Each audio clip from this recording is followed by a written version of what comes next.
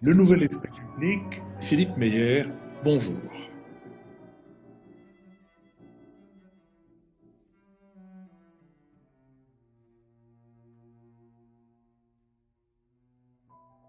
Bonjour, merci de nous avoir rejoints pour cette émission thématique qui s'intitule De Gaulle a-t-il quelque chose à nous apprendre et qui est soutenue par le groupe MMA qui nous soutient matériellement et qui aussi nous soutient moralement en faisant connaître notre émission à ses collaborateurs et à ses clients.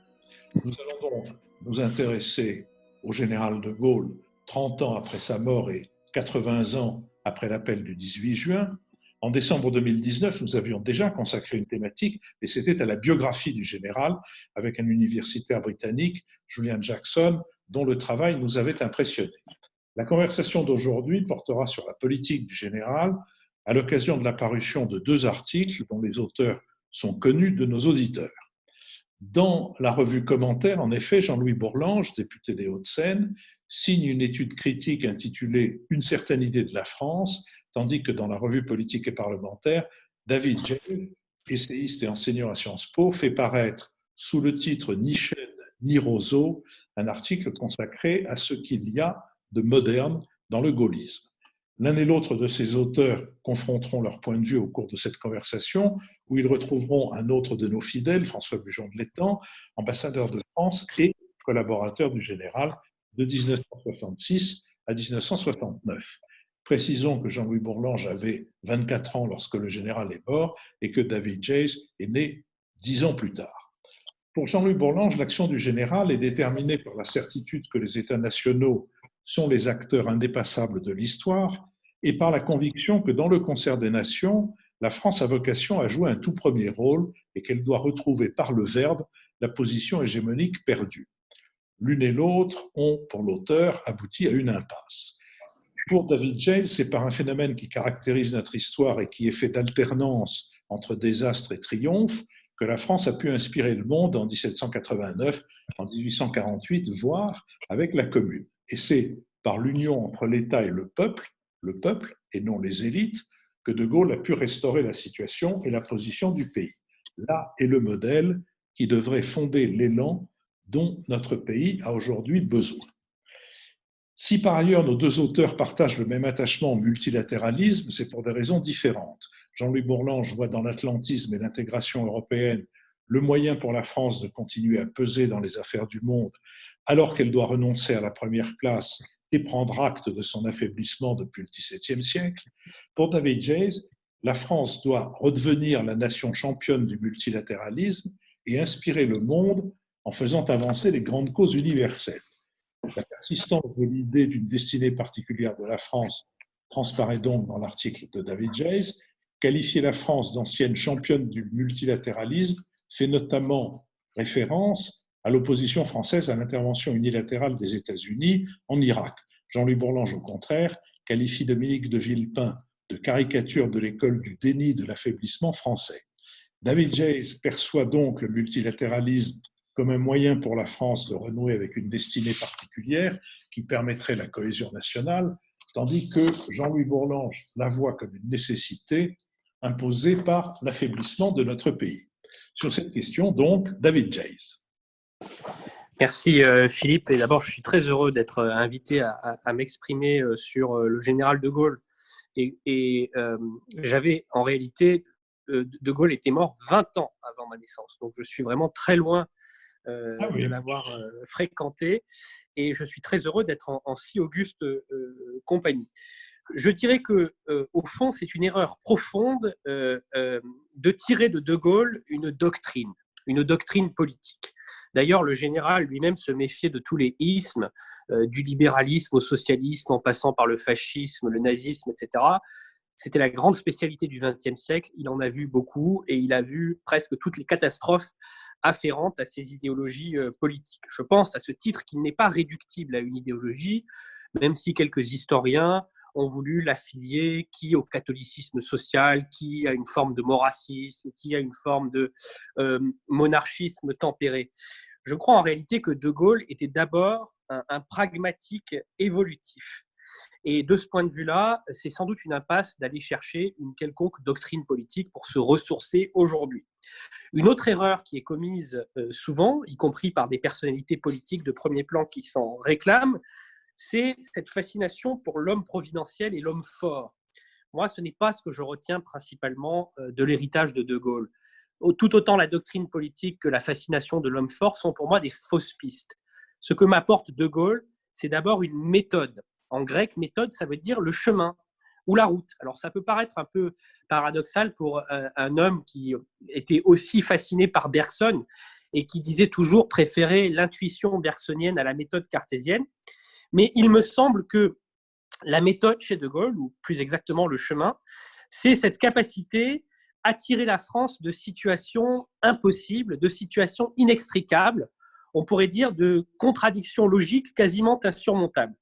C'est vrai qu'il est intervenu de manière absolument incroyable, à la fois en 1940 et en 1958, dans des moments où la France était vraiment presque dans l'abîme.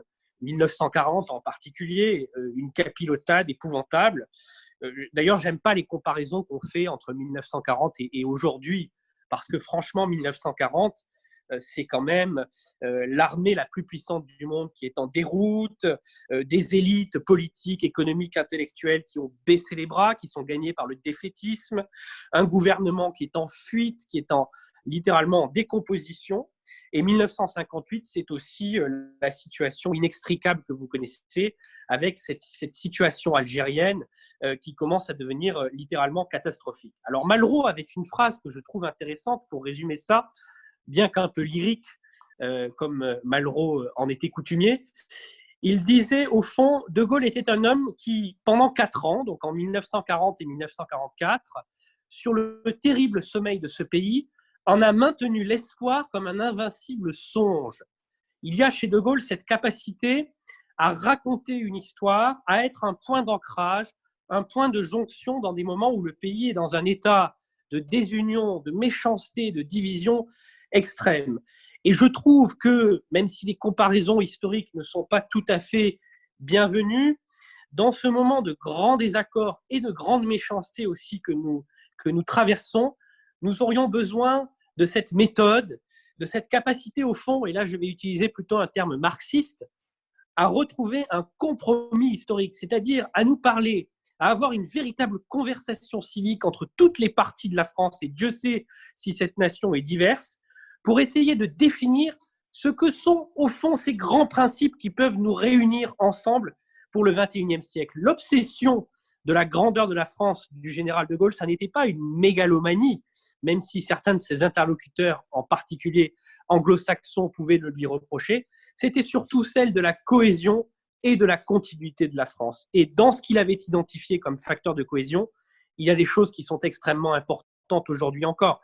La puissance publique, bien sûr, et l'État, que je ne réduirai pas à l'État central et bureaucratique, mais plutôt cette puissance publique pluriséculaire, indifférente aux alternances idéologiques et garante de la vie commune. Et il y avait chez De Gaulle ce respect à la fois du régalien et du populaire qui me fait penser, comme Régis Debray l'avait déjà écrit dans ce texte magnifique À demain De Gaulle, que décidément, le gaullisme est résolument moderne.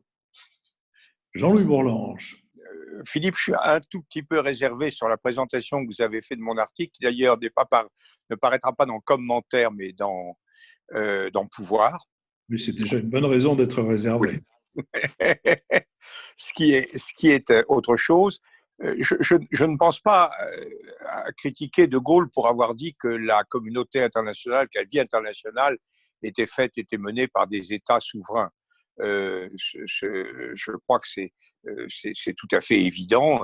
C'est même la définition d'un État, c'est qu'il est souverain. Donc, nous avons actuellement près de 200 États qui disposent de la souveraineté et passent entre eux un certain nombre d'accords.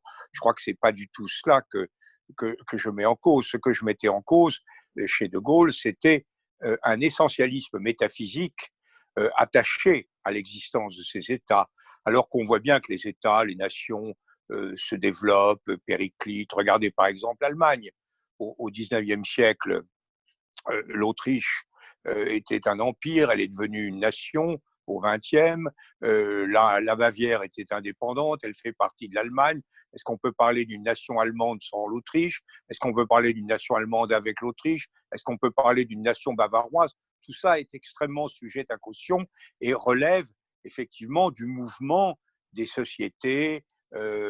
Or, la conception de Gaulle est radicalement métaphysique, c'est-à-dire qu'il y a des États qui sont des essences, notamment l'un d'entre eux, la France, qui est constituée d'une façon extrêmement définitive et et De Gaulle projette de la période bénie de l'histoire de France. La période bénie, elle est assez courte, mais elle est glorieuse. Elle va du traité de Westphalie ou de la paix des Pyrénées, c'est à peu près la même chose, à 10 à 11 ans près, jusqu'au traité de Paris, où nous perdons la suprématie par rapport aux Britanniques. Et c'est une sorte de modèle incomparable qui, selon lui, définit le rôle de la France à prééminence. Et on voit bien que notamment dans ses conversations avec Alain Peyrefitte, qui sont extrêmement riches sur ce point, on voit bien que c'est le seul axe de la pensée gaulienne, enfin le principal axe de la pensée gaulienne, c'est de dire il faut rendre à la France sa prééminence. Et on va le trouver par d'autres moyens. Alors on n'a plus la puissance qu'on avait. C'est vrai que depuis, Waterloo, on a été battu, etc. Mais comme Victor Hugo, il pense que notre grandeur n'est pas de ce monde. Victor Hugo pensait que nous étions la grande nation préfiguratrice de l'avenir, et De Gaulle et Malraux réinvestissent dans ce domaine. Et De Gaulle s'ingénie par toutes sortes de moyens à faire exister la France, fût-ce, si je peux dire de façon un peu triviale, en faisant l'intéressant, c'est-à-dire en bougeant les lignes, en étant un jour d'un côté, l'autre jour un peu différent, mais toujours dans un cadre assez maîtrisé sur le plan du bon sens. C'est-à-dire que De Gaulle est un révolté prudent, c'est un révolutionnaire attentif au rapport de force et attentif à ne pas gâcher les chances de son pays. Donc il y a quelque chose de tout à fait particulier en lui. Il y a deux personnages en lui. Il y a un personnage rêveur qui est habité par un rêve de plus en plus irréaliste et auquel il va donner corps par toute la force de son génie, qui est indiscutable. Et puis d'autre part, il y a un homme politique réaliste, attentif au rapport de force, et je suis tout à fait d'accord avec ce qui vient d'être dit sur le pragmatisme De Gaulle. Il sait exactement où il se situe. Par exemple, prenons un exemple précis, l'appel du 18 juin. L'appel du 18 juin, c'est à la fois la réaffirmation de l'espoir de la grandeur française, et donc la volonté de retrouver ce rôle tragiquement perdu du fait de l'invasion allemande, ce rôle de leader de l'humanité qu'était la France. Mais à l'appui de cela, il y a un constat qui est implacablement modeste, puisque l'appel du 18 juin, c'est la reconnaissance que ce n'est plus la France qui fait l'histoire. Et c'est très juste, c'est la reconnaissance du fait que la guerre est mondiale. C'est la première manifestation consciente de la mondialisation. Il sait que la guerre est mondiale et qu'en fait, on est une puissance moyenne au milieu de tout ça. Donc, il y a un extrême réalisme. Et d'ailleurs, ce réalisme, on le trouve dès le début. On le trouve dans son premier livre, La discorde chez l'ennemi, qui est un livre excellent, remarquable, insuffisamment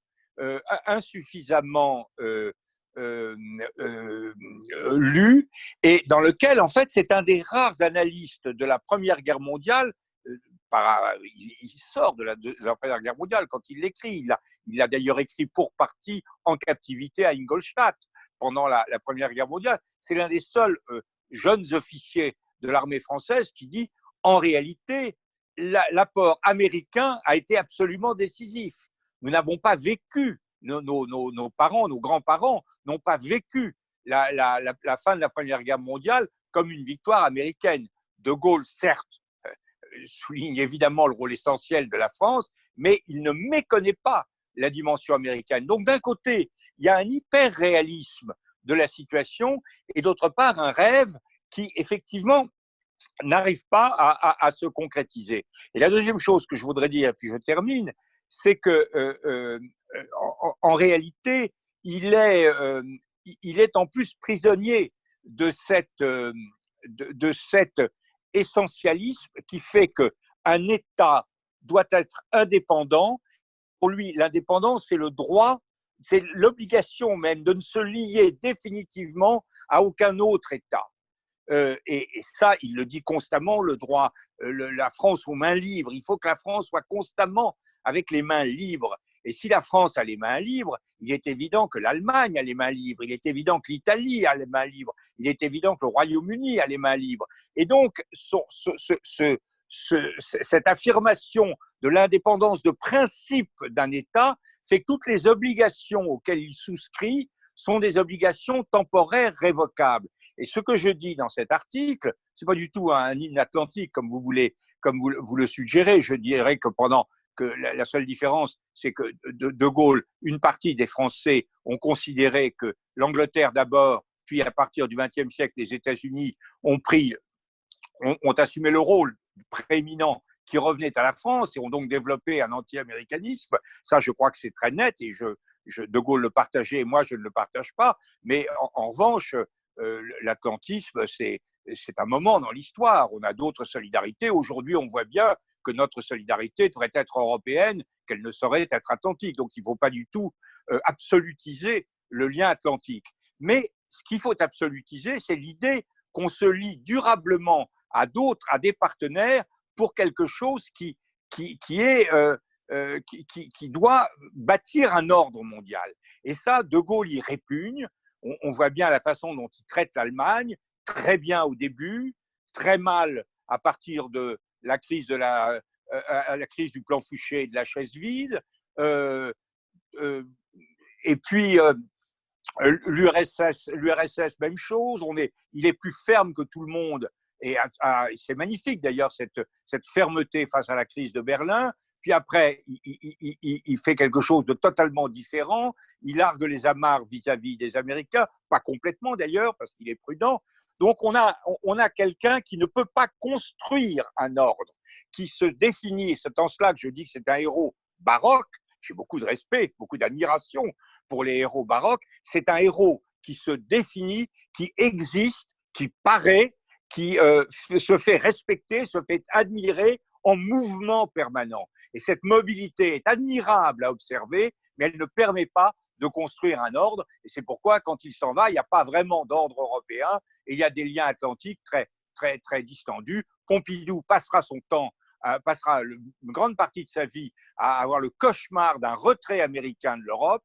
Et Valéry Giscard d'Estaing, je parle de ses deux successeurs-là, s'attachera à reconstruire un lien durable avec l'Allemagne. Je crois que pour De Gaulle, aucune construction n'était durable. C'est une espèce de mobilité brillantissime, nourrie d'un pragmatisme et d'un sens des rapports de force aigus qui le guide de bout en bout. C'est à la fois admirable et un peu stérile.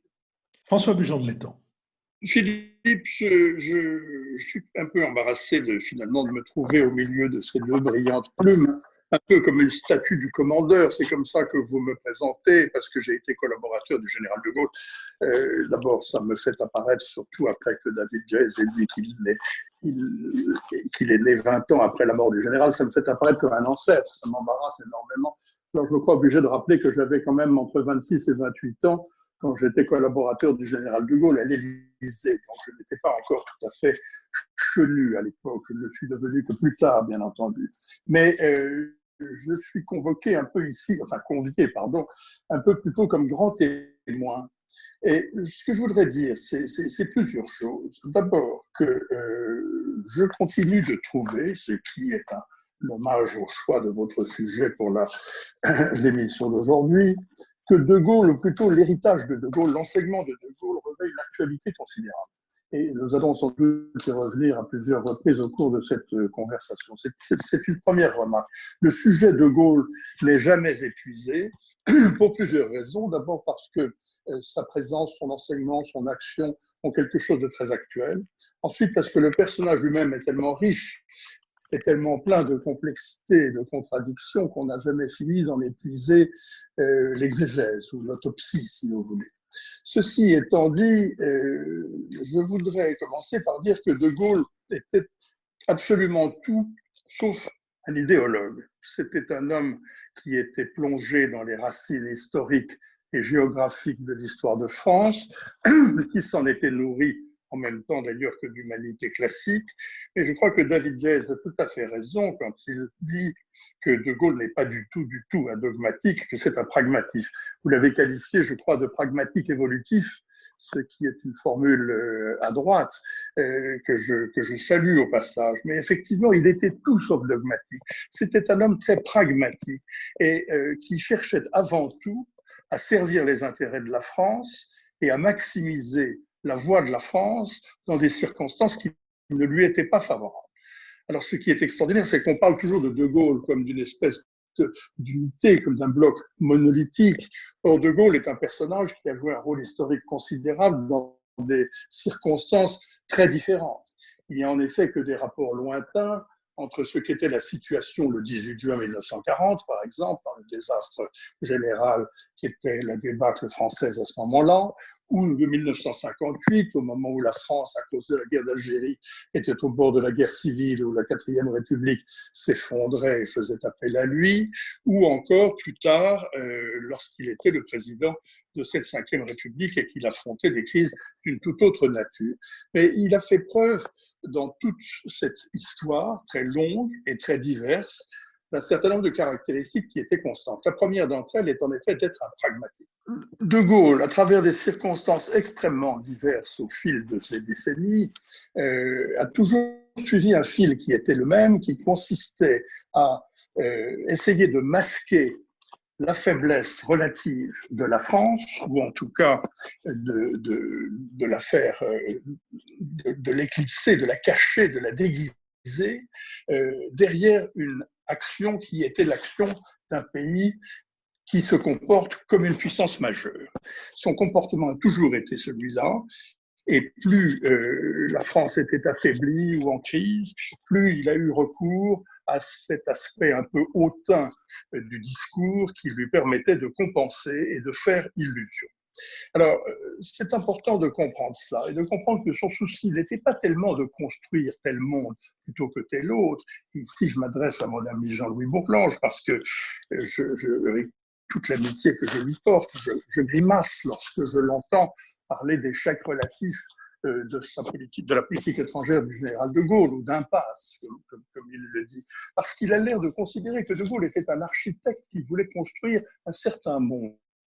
Et ce n'était pas le cas. Ce n'était pas un architecte qui voulait construire tel monde plutôt que tel autre, ou qui voulait promouvoir telle vision ou telle intégration plutôt que telle autre. C'était un homme qui cherchait à compenser les faiblesses de la France pour redonner à celle-ci un rôle majeur.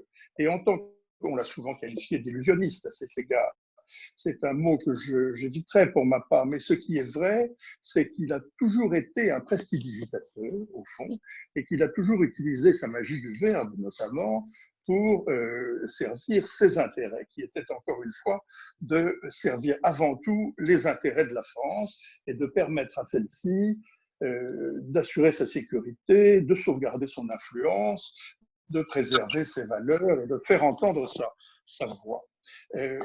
Donc voilà, c'est un pragmatique, nous l'avons dit, et ceci explique tout ce que Jean-Louis dit du mouvement. De Gaulle était un homme du mouvement, effectivement. Non pas qu'il ait privilégié le mouvement en soi, et il avait, lui, une espèce d'analyse permanente de la situation. Il amenait à considérer que celle-ci était mouvante et qu'il ne fallait pas se cantonner dans des positions figées. Il était en ce sens extraordinairement pragmatique. En même temps, il était rêveur, puisqu'il avait une certaine idée de la France. Et Jean-Louis, à un moment de son article, le compare à Cyrano, en disant que Cyrano tourne assez facilement au matamor. Et je regrette qu'il ait préféré privilégier l'outrance de Rostand à la poésie de Cervantes, parce que moi, je comparerais plutôt De Gaulle à Don Quichotte. Et c'est plutôt le personnage de Don Quichotte qui ressemble à De Gaulle. La France est évidemment sa dulcinée, et il ne manque pas du tout de moulins à vent à conquérir ou à combattre. Les moulins de Don Quichotte, pour De Gaulle, c'est la force de frappe, c'est l'Europe de l'Atlantique à l'oral, c'est le directoire à trois au moment des accords de Nassau et de la force multilatérale, ou c'est les plans Fouchet après, lorsqu'ils cherchent à se servir de la communauté économique européenne comme d'un amplificateur de puissance pour la France, et non pas du tout comme d'un instrument d'intégration. Donc, moi, je lui ferais plutôt crédit d'avoir su utiliser le mouvement. Je ne crois pas du tout qu'il ait conduit la politique étrangère de la France à une impasse, et je suis prêt à le développer plus tard dans notre conversation, qu'au contraire, la politique étrangère qu'il a menée peut encore nous servir de guide pour essayer de sauver ce qui peut l'être pour nous dans un monde qui est en train de se défaire. David Jays. Oui, Jean-Louis Bourlange a reproché à De Gaulle son essentialisme métaphysique. La formule est assez séduisante. Moi, je parlerais plutôt d'une mystique des nations. Et de ce point de vue-là, De Gaulle n'était pas le disciple de Charles Péguy pour rien. Cependant, le procès a été un peu instruit à charge sur ce point-là. Moi, je voudrais essayer d'instruire à décharge, en quelque sorte. Il y a quand même, dans les réflexions de Gaulle, des présciences et des saillies absolument spectaculaires. De Gaulle avait, par exemple, déclaré, c'est dans le texte de Perfit, « La Russie boira le communisme comme le buvard boit l'encre ». 30 ans après, les faits et l'histoire lui ont donné raison. De la même manière, la Chine impériale du XVe siècle, au moment de la stabilisation de l'Empire chinois, ressemble furieusement à celle d'aujourd'hui. Et force est de reconnaître que le maoïsme, le communisme, toutes les expériences traumatiques qui se sont succédées entre 1949 et 1978 n'ont finalement que contribué à renforcer le caractère national de cette Chine pluriséculaire. Je ne suis pas tout à fait d'accord avec Jean-Louis Bourlange sur le fait que les nations peuvent se faire et se défaire. Ce ne sont pas des Legos qui peuvent se faire et se défaire à l'envi. Je crois au contraire qu'elles sont le produit d'une lente sédimentation, d'une lente émergence de l'État qui remonte à la fin du Moyen-Âge, l'État qui se consolide d'abord pour mettre fin aux guerres de religion, qui se structure ensuite autour de la Révolution, en particulier de l'expérience de la Révolution française dans notre pays, et qui structure une société nationale avec une éducation commune. Et les nations qui ont émergé durant les dernières décennies, en réalité, c'est le produit logique de nationalités qui n'étaient pas à l'aise dans des ensembles plurinationaux, des agrégats inconstitués de nationalités, comme pouvait l'être, par exemple, la Yougoslavie titiste. Donc je crois qu'il y a chez De Gaulle aussi une prescience sur la résilience du fait national. Et la thèse que je défends depuis un moment, c'est que la mondialisation, loin d'effacer les nations, les États-nations, au contraire, les renforce et les remet en selle. Regardez par exemple l'Inde, cette mosaïque de culture, de religion et de langue. L'Inde, le sentiment national et même nationaliste, on peut le déplorer d'ailleurs, n'a jamais été aussi fort en Inde. C'est la même chose en Chine, c'est la même chose au Brésil, c'est la même chose en Russie.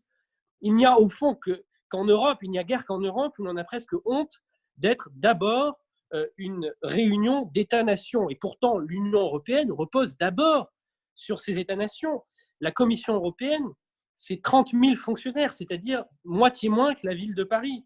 Le budget européen, c'est 0,9% du PIB européen. En France, notre dépense publique, c'est 56% du PIB.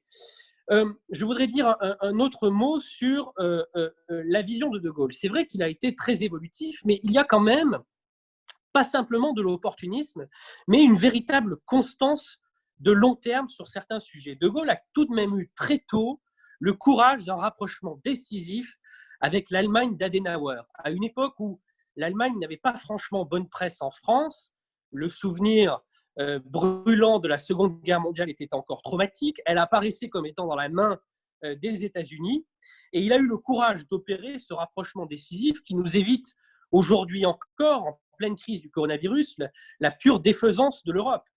De la même manière, sa vision intergouvernementale, celle qui s'exprime par exemple dans le plan Fouchet, peut être critiquée comme trop arc-boutée sur les États-nations, mais il me semble que les débats que nous avons aujourd'hui sur une meilleure articulation entre les États et l'Europe, sur l'autonomie stratégique, sur le fait que l'Europe doit aussi se décrocher de l'ensemble atlantique et conquérir sa propre indépendance, et d'une brûlante actualité par rapport à ce qu'avait porté le général de Gaulle il y a 50 ans. Et on a vu que dans les crises, que ce soit la crise financière et la crise des dettes souveraines, ou même dans la crise qui nous occupe actuellement, l'Europe n'est jamais aussi forte et efficace que quand l'Allemagne et la France prennent des initiatives gouvernementales fortes.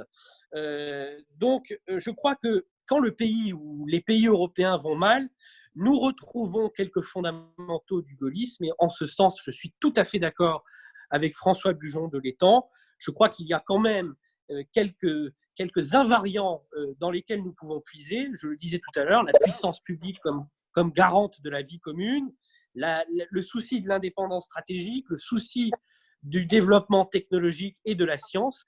Et je crois que c'est un viatique qui est fort précieux dans les temps très troublés que nous traversons actuellement. Jean-Louis Bourlanges. Oui, écoutez, d'abord, je crois qu'il ne faut pas qu'il y ait de malentendus. Nous nous situons tous les trois dans une relation extrêmement forte à l'égard du général de Gaulle. Moi, je n'ai pas travaillé pour le général de Gaulle, mais j'ai été intensément gaulliste de gauche. J'écrivais dans notre République. J'ai assisté à 2 conférences de presse à l'Élysée du général de Gaulle. Et c'était pour moi un contemporain capital, si vous voulez. J'ai pleuré, pour dire les choses très clairement, j'ai pleuré le jour de la mort du général de Gaulle, comme énormément de Français ce jour-là. Donc je crois que le rapport exceptionnel de Gaulle à la France, son génie, ce que vous appelez son pragmatisme, etc., son sens des rapports de force, son style, son humour, enfin, tout un ensemble de choses. C'est quelqu'un comme Churchill. On peut considérer que Churchill a eu tort sur l'Inde, a eu tort sur différentes choses, a eu tort sur sa politique économique en 1925, mais on ne peut pas contester que Churchill est un formidable, est un grand homme, et c'est le plus grand homme d'État britannique du XXe siècle. Et De Gaulle est absolument, évidemment, le plus grand homme politique de français depuis Napoléon. Je ne dirais pas comme Victor Hugo, comme Gide de Victor Hugo, notre plus grand homme, hélas, mais je crois qu'on doit partir. Donc, il ne s'agit pas d'opposer une politique de dénigrement qui n'est pas du tout la mienne à l'égard du général. Alors, il y a simplement, quand j'écoutais avec beaucoup d'intérêt ce que disait François, il décrivait en positif la même chose que moi en négatif. C'est-à-dire que je disais la mobilité conduit à une incertitude et à une absence de… Et lui dit c'est la mobilité, le double jeu, il était obligé de faire illusion, précipitation, tous les mots que vous avez employés de façon positive, François, sont aussi des mots extrêmement inquiétants. Parce qu'une politique est faite sur la précipitation, sur l'illusion, sur ce que De Gaulle avait d'ailleurs théorisé en disant « j'ai toujours fait comme si la France était grande ». Et c'est bâti là-dessus une sorte de mensonge sur du rapport de la France à elle-même et du rapport au monde dont nous ne sommes pas vraiment sortis. Je crois que là, il y a quelque chose de très grave dans le pays, c'est que c'est ce sentiment, je ne sais pas, une schizophrénie, on emploie ce mot de façon tout à fait abusive, mais en tout cas un décalage entre la réalité de la France et le discours que De Gaulle lui a proféré sur la France et qu'elle a profondément intériorisé. Et je pense que c'est ça. Alors Dominique de Villepin, moi je n'ai rien contre Dominique de Villepin, je constate que c'est quelqu'un qui explique que le 18 juin 1815, on aurait pu gagner la guerre et que l'état du monde aurait été changé. Je crois que c'est simplement idiot. Nous étions engagés dans un processus tout à fait différent, dans lequel nous restions une très grande puissance, mais nous n'étions plus la puissance dominante, et c'était ainsi. Bon. Alors, je crois que, si vous voulez, là où ça m'inquiète, prenons un exemple précis. La politique allemande, la politique sur l'Europe. Vous avez, chez De Gaulle, 3 politiques successives. Vous avez une première politique qui est définie par ce que François a d'ailleurs rappelé, le directoire. C'est-à-dire, le monde libre doit être dirigé par les Alliés, les États-Unis, le Royaume-Uni et la France. L'Allemagne au pied, et c'est bon. Ça, c'est la première parade, et c'est un peu à ça qui revient d'ailleurs à la fin en recevant Nixon. Et en réalité, ça ne marche pas, puisque les Américains n'en veulent pas et se gardent bien d'imposer ça aux Anglais. Donc, deuxièmement, on va jouer la carte allemande en disant on va faire une véritable politique indépendante des États-Unis. On va amener Adenauer à être indépendant des États-Unis. Et pour commencer, on va être très, très, très solidaire avec lui, très solidaire de l'Allemagne dans la crise de Berlin. Et ça aboutit à des choses très importantes. Et Adenauer y était très sensible parce que les anglo-saxons avaient été très faibles face aux menaces soviétiques sur la crise de Berlin, et que, en revanche, le général avait été formidable quand il avait reçu, je crois que c'était M. Vinogradov, qui était l'ambassadeur de Russie, l'ambassadeur du RSS. Et je suis d'accord avec ce que vous avez dit sur la Russie et l'URSS, ça c'est tout à fait clair. De Gaulle, le Vinogradov lui dit, mais mon général, Monsieur le Président, ce sera la guerre. Eh bien, Monsieur l'ambassadeur, nous mourrons ensemble. Bon, là, il faut avoir une certaine bouteille pour arriver à dire ça. Et bon, alors, il a fait cette politique allemande. Ensuite, il a été déçu parce que les Allemands n'avaient aucune envie de desserrer le lien atlantique. Il a mené une troisième politique, qui était la politique traditionnelle de Delcassé, la politique de rapprochement avec l'URSS. C'est dans la suite de l'échec du plan Fouché, c'est la sortie de l'OTAN, le voyage en URSS, la phrase qui est quand même très déplaisante pour les Allemands quand les Russes lui disent « mais sur la question de la réunification », le général répond « sur la question de la réunification, la France y est favorable, mais elle n'est ni particulièrement ardente, ni particulièrement pressée ». Bon. Et donc on a ces trois politiques, et ces trois politiques se suivent, et on n'arbitre pas. Vous dites que c'est De Gaulle qui a rapproché la France de l'Allemagne. Dans les populations, oui, le grand voyage de 62, mais diplomatiquement, c'est Schuman et Monet qui ont mené l'opération à partir de 1950. C'est là que se sont nouées vraiment les relations à travers la construction de l'Europe. Alors, on comprend, quand on voit De Gaulle, on comprend chaque fois pourquoi il fait ce qu'il fait. Et je crois que François a raison, il exploite au maximum les opportunités qui lui permettent d'être, qui lui permettent de paraître, qui permettent à la France de tirer son épingle du jeu, mais en même temps, et vous dites qu'il ne veut pas construire un ordre, et oui, et c'est ça le problème, parce qu'on a besoin quand même d'une architecture.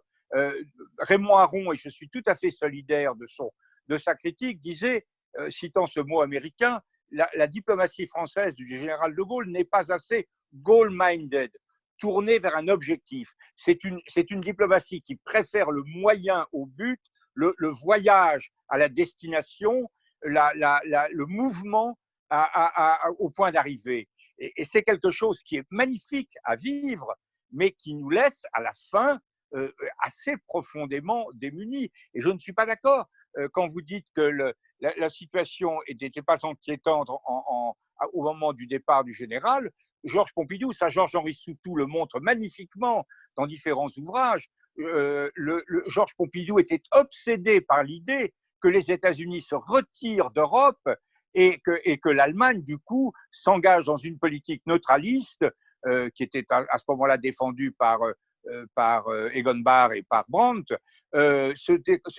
s'engage dans une politique neutraliste. Il a tout fait pour éviter cela, et Valéry Giscard d'Estaing également, en faisant ce rapprochement avec Schmitt et en essayant de construire quelque chose de fort. Et Mitterrand aussi. Mitterrand, de ce point de vue-là, est resté fidèle à cette tradition constructiviste qui était celle de la 4e République, régimonie, régime méprisable, régime méprisé, mais régime paralysé surtout, mais régime qui avait eu quand même fait des choix essentiels en matière de politique étrangère.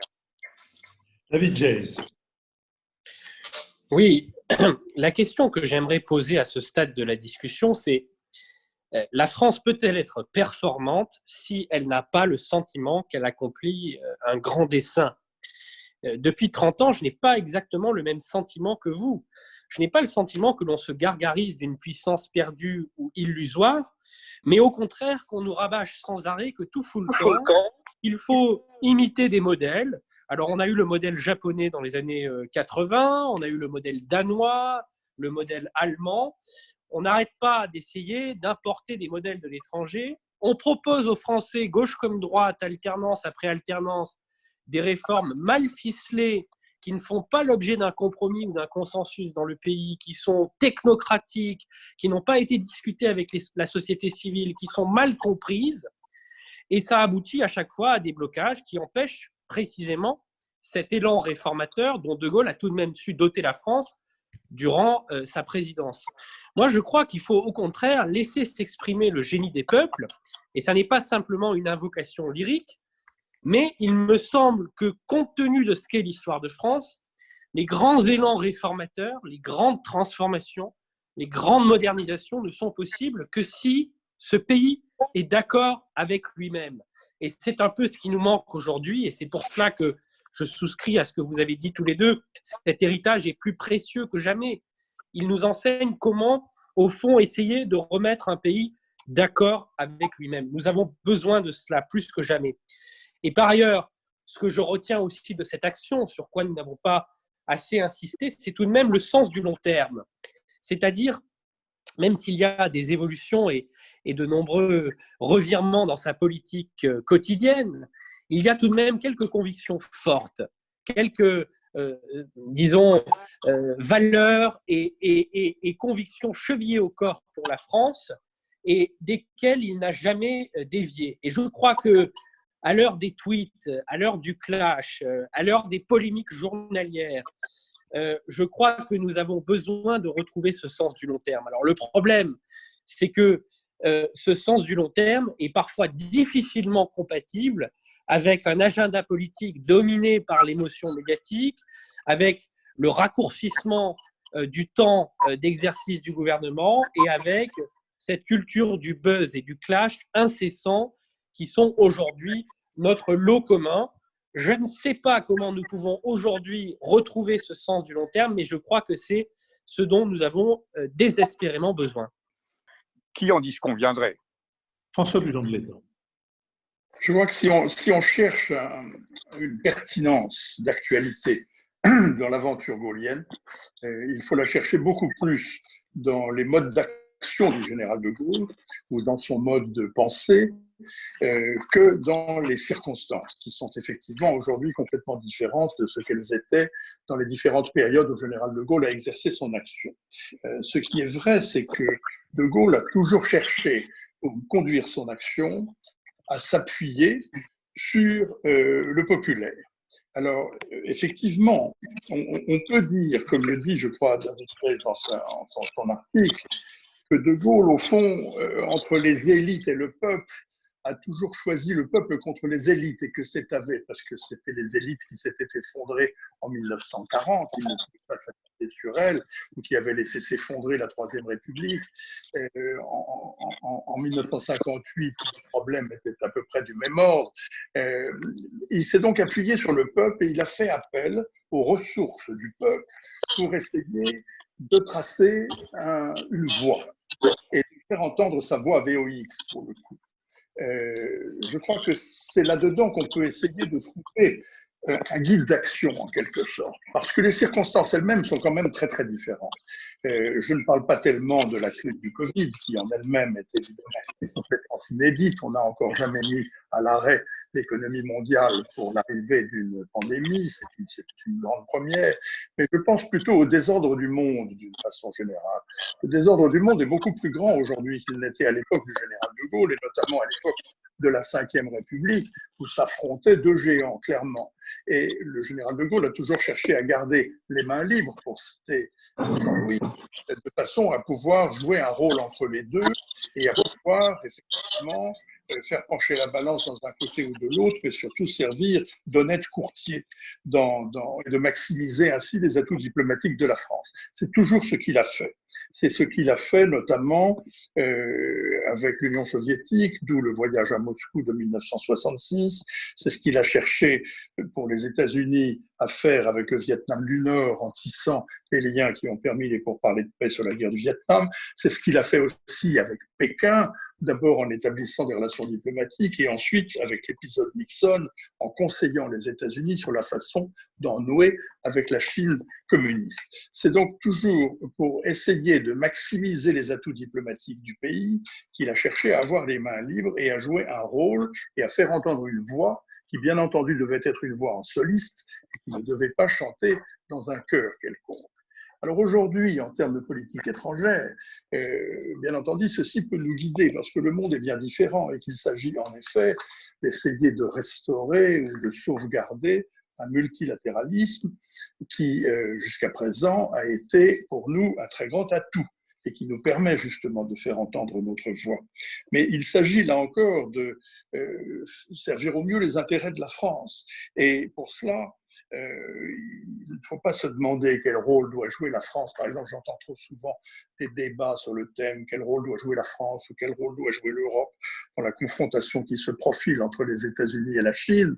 C'est un faux débat, ce n'est pas du tout comme ça qu'il faut le poser. Il faut se demander comment défendre les intérêts de la France, comment défendre les intérêts de l'Europe dans une situation qui est dominée en effet par un affrontement entre les États-Unis et la Chine. Il s'agit d'abord et avant tout de défendre ses intérêts.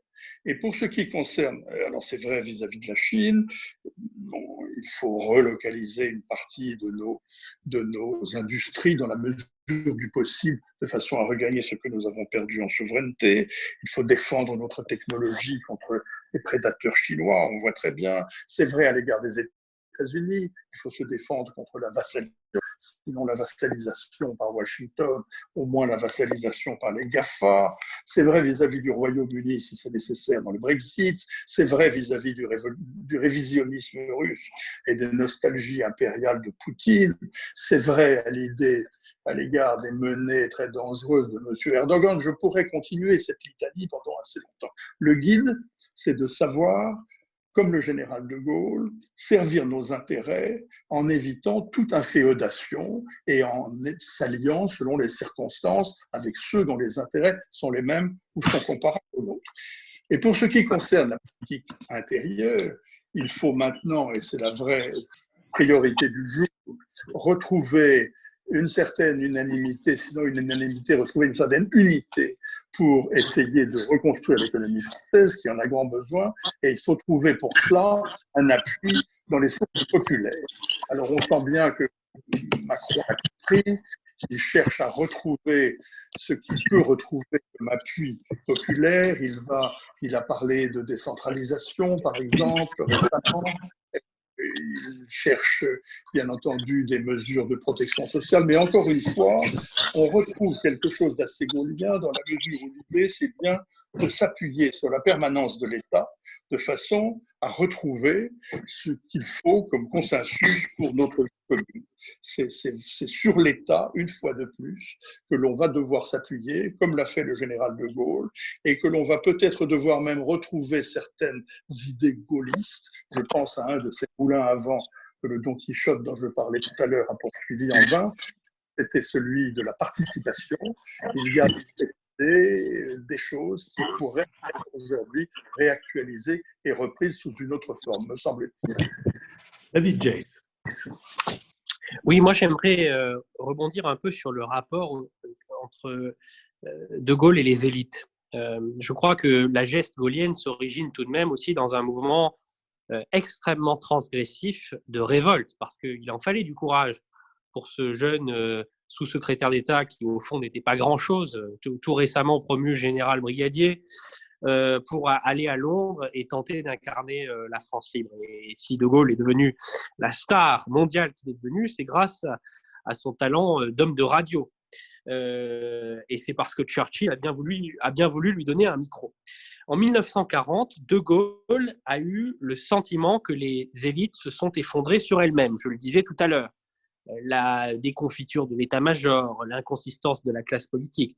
Mais il y a une blessure et même une fêlure plus profonde encore chez De Gaulle, c'est le fait qu'il n'ait pas été soutenu par cette France, cette intelligentsia française, cet establishment français qui pourtant était déjà réfugié à Londres ou à New York par les Alexis Léger, alias St. John Perse, par les Camille Chotan, par toutes les grandes gloires de la Troisième République.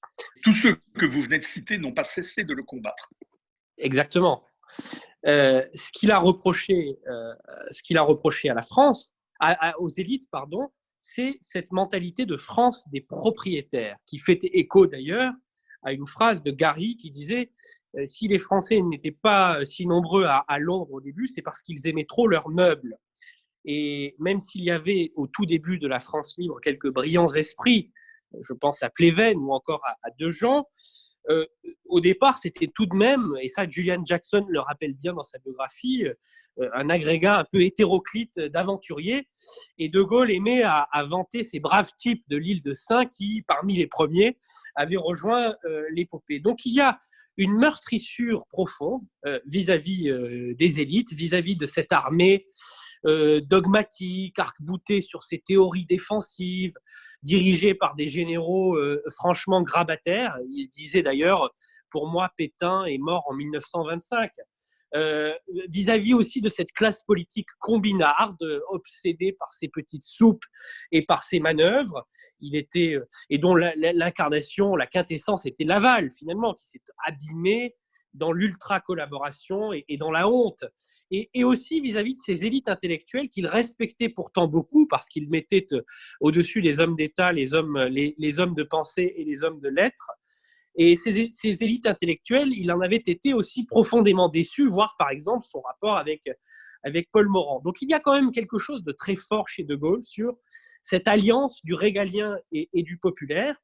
Et cela me semble d'autant plus d'actualité que la question sociale en France est toujours très liée à la question nationale. Ce n'est pas pour rien que nous sommes dans une république qui proclame au frontispice de tous les bâtiments publics liberté, égalité, fraternité. Nous traversons actuellement une crise nationale et cette crise nationale est en réalité indissolublement une crise sociale et une crise nationale parce que c'est une crise de l'égalité. Et de ce point de vue, je crois qu'il y a aussi des enseignements à tirer, puisque De Gaulle a su, après 1945, être, avec d'autres, l'artisan de ce que l'on pourrait appeler un grand compromis ou un compromis historique, c'est-à-dire, au fond, un certain nombre de créations susceptibles, grâce au progrès social, de refaire l'unité de la nation. On peut évidemment citer la sécurité sociale, qui est tout de même un élément clé de notre patrimoine et de notre modèle républicain.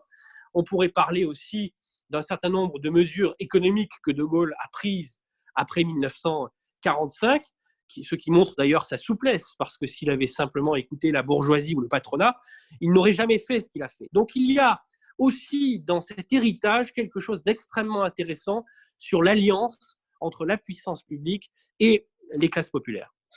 Jean-Louis Bourlange, dès que vous aurez rétabli votre micro, il va vous incomber non pas de conclure, mais de terminer cette conversation.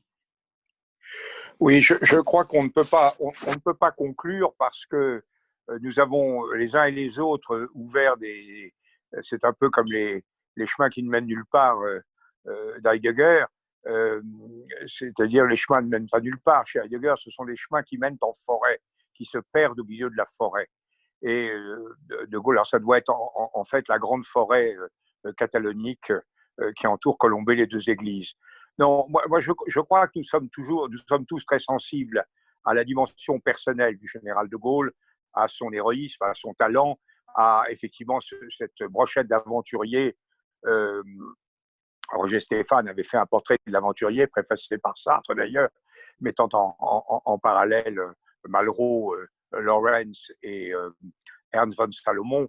Il y a une dimension, ce que disait très bien Emmanuel Dastier, par exemple, il y a une dimension aventurière dans cette affaire qui est magnifique. C'est vrai que c'est le dernier vrai moment romantique, parce que mai 68, ça ne tient pas la route sur ce plan-là, c'est le dernier vrai moment romantique de l'histoire de France. Une histoire qui a été incroyablement romantique depuis la fin du XVIIIe siècle. Donc là, on a quelque chose dont on est profondément nostalgique. Mais je crois qu'on a du mal à en tirer des conséquences vraiment opérationnelles. Vous dites, et vous avez raison, il méprisait un peu les élites.